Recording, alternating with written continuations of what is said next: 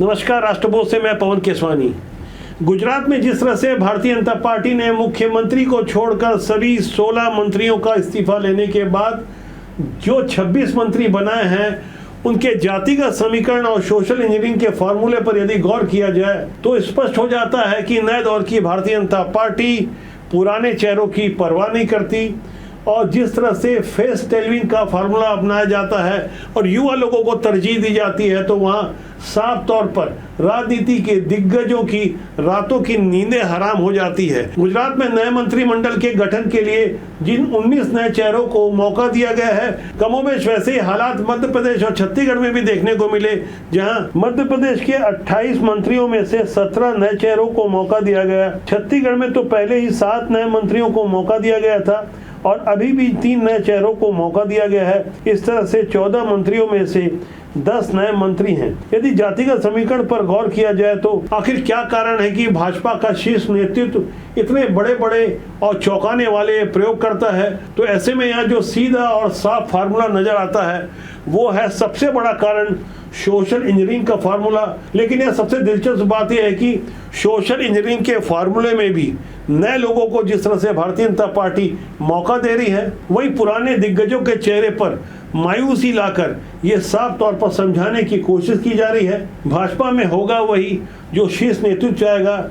मोदी और शाह की जोड़ी के युग में जिस तरह से नए दौर की भारतीय जनता पार्टी नए नए प्रयोग कर रही है, गुजरात के मामले में यहाँ गौर करना होगा। जिन 26 मंत्रियों को गुजरात में शपथ दिलाई गई है, उनमें 19 नए चेहरे हैं और जातिगत समीकरण के लिहाज से ओबीसी वर्ग के 8, एससी वर्ग के 3, एसटी वर्ग के 4 और 3 महिलाएं हैं। इसमें भी गौर करने वाली बात है कि सीएम भूपेंद्र पटेल को मिलाकर पटेल समाज के 8 मंत्री हैं। वैसे तो गुजरात में 2027 में विधानसभा के चुनाव है, ऐसे में जिन 16 मंत्रियों को हटाया गया है उनके ऊपर न तो कोई आरोप थे और न ही उनसे जुड़ा हुआ कोई बड़ा विवाद। तो ऐसे माहौल में समझना होगा कि विधानसभा चुनाव से पहले, काफी पहले भारतीय जनता पार्टी जो लंबी दूरी की तैयारी करती है, उन तैयारियों में क्या छत्तीसगढ़ और मध्य प्रदेश में कुछ बड़े प्रयोग किए जा रहे हैं। इसे लेकर जो कयास लगाए जा रहे हैं, जो अटकलें लगाई जा रही है, वहाँ छत्तीसगढ़ के मामले में इस बात की चर्चा है कि क्या यहाँ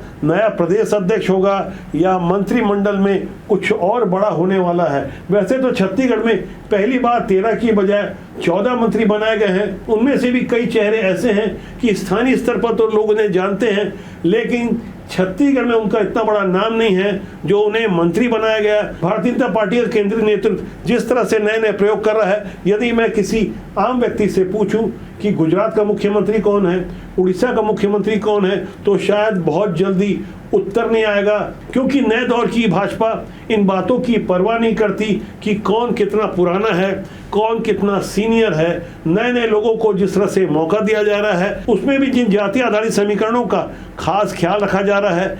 आज मैं जिन 3 प्रदेशों की बात कर रहा हूं, यदि उन्हें ही ले लिया जाए तो गुजरात में जो नया मंत्रिमंडल 26 मंत्रियों का बना है, उसमें पटेल समाज के 8 के अलावा 9 सौराष्ट्र हैं और महिलाओं की भी भागीदारी बढ़ाई गई है। जबकि मध्य प्रदेश में जहां 28 में से 17 नए चेहरों को मौका दिया गया है, उसमें भी यादव, दलित, ब्राह्मण के त्रिकोण का खास ध्यान रखा गया है।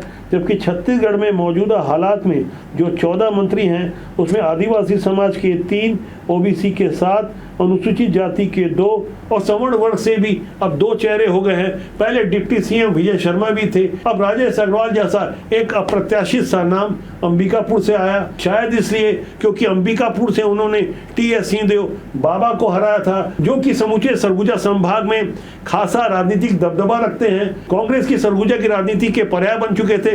2023 के चुनाव में भारतीय जनता पार्टी ने 14 की 14 सीटें सरगुजा से जीती है और अंबिकापुर उसका केंद्र होता है और अंबिकापुर के विधायक हैं राजेश अग्रवाल। शायद इन्हीं कारणों को ध्यान में रखते हुए भारतीय जनता पार्टी की नए दौर की राजनीति जिस तरह से आगे बढ़ रही है, वहां गौर करने वाली बात यह है कि खासकर छत्तीसगढ़ में हाल में ही जिन 35 निगम मंडल के आयोगों के अध्यक्ष या उपाध्यक्षों को कैबिनेट मंत्री और राज्य मंत्री का दर्जा दिया गया है, उसमें भी यदि गौर किया जाए तो 2 पुराने दिग्गज और एक नए चेहरे को छोड़ दिया गया है। क्या ऐसा जानबूझ के हुआ है? यदि जानबूझ के हुआ है तो संकेत साफ है, और यदि कोई मिस्टेक हुई है तो ऐसी मिस्टेक के क्या मायने हैं, इस पर भी गहरा राजनीतिक चिंतन मंथन होगा। गौर करने वाली बात यह है कि छत्तीसगढ़ के योग आयोग के अध्यक्ष रूपनारायण सिन्हा और गौ सेवा आयोग के अध्यक्ष विश्वेश्वर पटेल के अलावा युवा आयोग के अध्यक्ष विजय सिंह तोमर को न तो राज्य मंत्री बनाया गया है और न ही कैबिनेट मंत्री बनाया गया है। रूपनारायण सिन्हा और विश्वेश्वर पटेल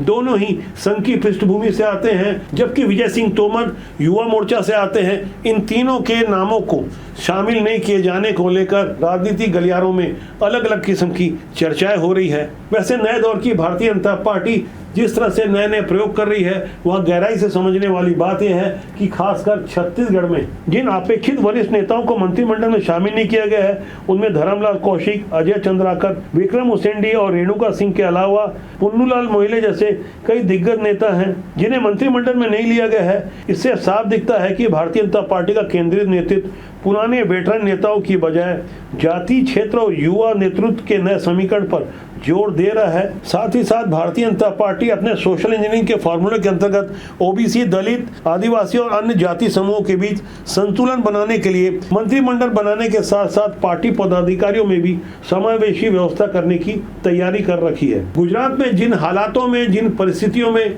नए मंत्रिमंडल का गठन किया गया है, उनमें 6 पुराने चेहरों को तो रिपीट किया गया है। इसमें एक सबसे बड़ा नाम आता है हर्ष सिंघवी, जो काफी युवा हैं।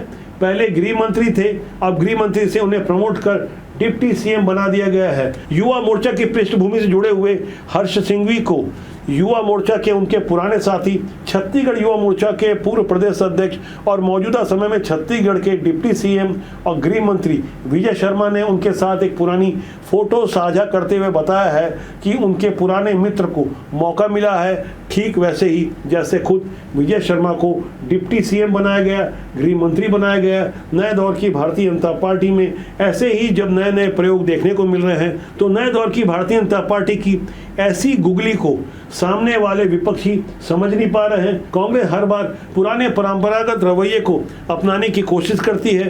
कई बार भारतीय जनता पार्टी के नकल के चक्कर में कांग्रेस जिस तरह से लगातार नुकसान उठा रही है, खासकर जब तक राहुल गांधी का चेहरा कांग्रेस के सबसे बड़े नेता के रूप में रहेगा, तो भारतीय जनता पार्टी का काम वहाँ बहुत आसान हो जाता है। तो बदले हुए हालात में जिस तरह से राजनीति आगे बढ़ रही है और खासकर भारत का युवा राजनीति में रुचि ले रहा है, पढ़े लिखे और योग्य लोग सामने आ रहे हैं, तो ये आने वाले कल के लिए अच्छी बात है, शुभ संकेत है। तो आज के लिए इतना ही। हमारा मानना है राजनीति बुरी नहीं होती, उसमें काम करने लोग अच्छे या बुरे होते।